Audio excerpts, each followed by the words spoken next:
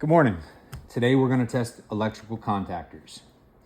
These are examples of contactors. This contactor and this contactor are nearly identical with the exception of its amperage rating. This contactor is slightly smaller, as you can see, to this contactor. This contactor is even smaller than this one. We find these often in Steel Co. washers. They're also in Tuttenauer washers. To test a contactor, first you have to know the components of the contactor.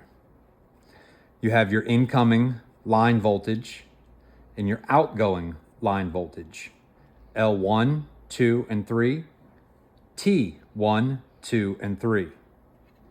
You'll notice the same identifiers, L1, 2, and 3, T1, 2, and 3. Contactors also have a control circuit, an electromagnet. It's often identified as A1 and A2, as seen on the top of this contactor here with these spade terminals. On this contactor, A1 and A2 are screwed terminals. This contactor here, same, A1, A2. The electromagnet in this circuit is responsible for activating and passing through the high voltage. The backside of this comes off. This is not something that you would normally take off. I'm just taking it off to identify components. There's a little cover here.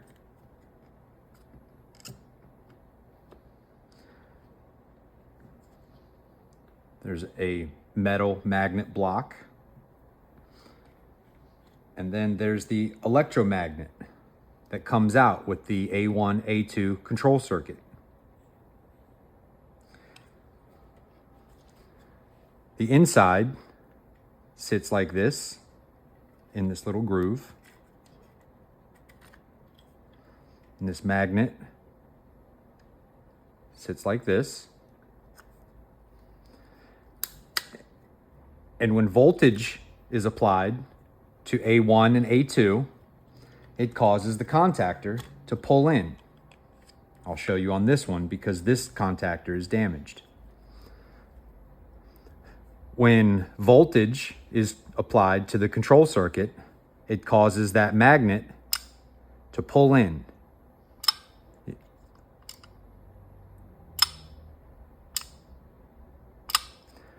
Closing the circuits. When it releases, it opens the circuits.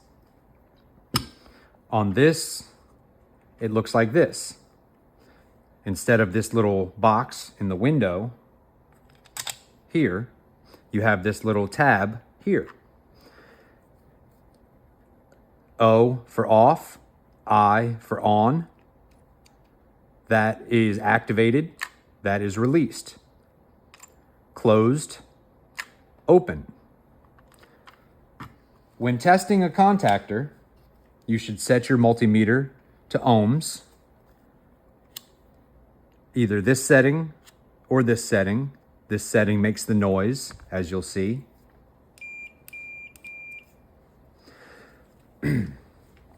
When testing a contactor for continuity, we're going to test L1 to T1. There should be nothing. OL stands for open line. L2 to T2 should be nothing. Right now, the contactor is deactivated. It's open. L3 to T3, nothing. Now, let's see what happens when we close the circuit. I'm going to use my screwdriver here to move this little tab here from 0 to 1, and that will act as control voltage. When I activate the contactor, there should be continuity between the top and the bottom of the circuit, as there is right now. So L3 and T3 have continuity.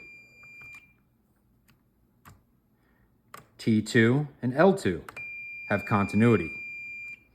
L1 and T1 have continuity. When the circuit is closed, you should have continuity from the top and the bottom of the contactor. When the circuit is released, you should not have continuity.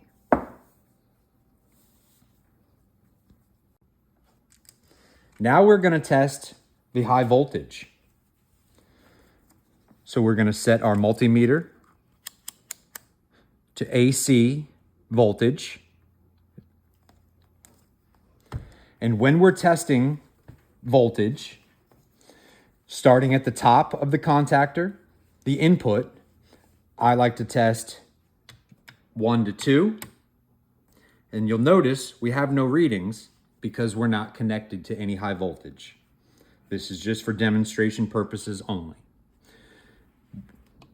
1 to 2, 1 to 3, 2 to 3. Every single time, 1 to 2, 1 to 3, 2 to 3. Testing the contactor below the input, or I should say the output, we're also going to test 1 to 2, 1 to 3, 2 to 3. Take notice, you will not get a reading if the contactor is not pulled in. So if you have a high voltage reading up here at the input, but the contactor is in a released condition, you will not get reading down here. Still, when the contactor is pulled in, that's when you should be taking your output readings. 1 to 2, 1 to 3, 2 to 3. If you suspect that you have your source control voltage, and this is usually denoted by the coil rating right here, coil 120 VAC, volts AC. So this is a AC coil. Your voltage reading at your control coil will be in AC voltage. Sometimes you will see coil and it will say 12, 24, or even 48 VDC. And that stands for voltage direct current or DC current. When testing your control circuit, if you suspect that you have a bad contactor, you should set your multimeter to ohms, and you should be testing your control circuit. So your A1, A2 is your control. Same on this contactor, even though it's a different make and model. A1, A2, that is your control. So we're going to take a continuity reading. And we have continuity. And we're going to check continuity on this coil. We also have continuity.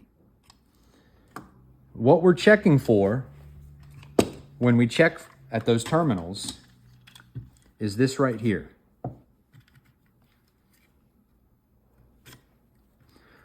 This is the electromagnet winding connected to your control coil.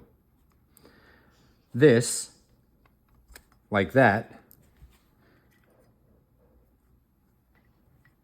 when voltage is applied, will collapse this magnet into this magnet. It will pull it in, and that is what's responsible for closing the contacts on a contactor. This magnet will pull in to this magnet,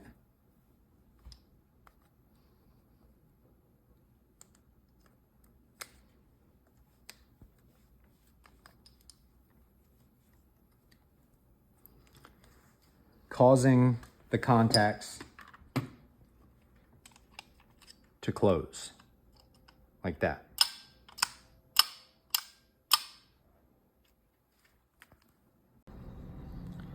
This is an example of a failed contactor. As you can see, the terminal there looks normal. Terminal there looks normal, although, as you can see, it's been kind of arc welded shut. That terminal there looks very bad. Spring is missing. The extra little foot is missing. It's right here. And you can see where that terminal has kind of arc welded. This contactor won't release. I have continuity here and here, here and here, but nothing here, and it's unplugged. So that is a failed contactor. That's gonna blow a heating element.